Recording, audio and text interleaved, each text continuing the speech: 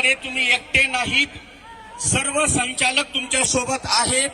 सरकारला हा निर्णय मागे घ्यायला लावू आणि आपला हा लढा सनदशीर मार्गाने आणि शांततेने चालू राहील.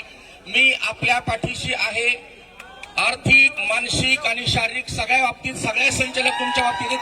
तुम्ही एकटे नाहीत. आणि ह्या ज्या मागण्या आहेत त्या मुलांच्या रास्त मागण्या आहेत. इथं जे सगळे कर्मचारी आहेत, शासकीय असतील, पोलीस लोक असतील, सगळे असतील, त्यांचे मुलं यांच्यामध्ये आहेत. सगळे एकाच नावातले प्रवासी आहेत, म्हणून त्यांनी पण आम्हाला सहकार्य करावं आणि या मागण्या मंजूर करून घेण्यासाठी हे आंदोलन सक्सेसफुल करावं. याला कुठेही गालबोट लागणार नाही याची काळजी घ्यावी. धन्यवाद.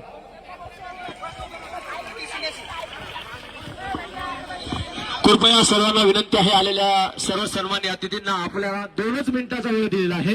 या 2 मिनिटाच्या वेळेमध्ये आपण विद्यार्थ्यांच्या मागण्या या ठिकाणी मांडायच्या आहेत. त्या विद्यार्थ्यांच्या मागण्या हे संविधानिक मार्गाने आपल्याला या ठिकाणी पूर्ण करून घ्यायच्या आहेत.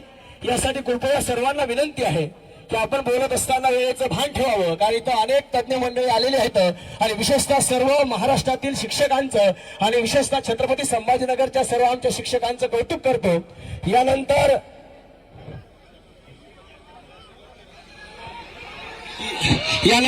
खऱ्या अर्थानं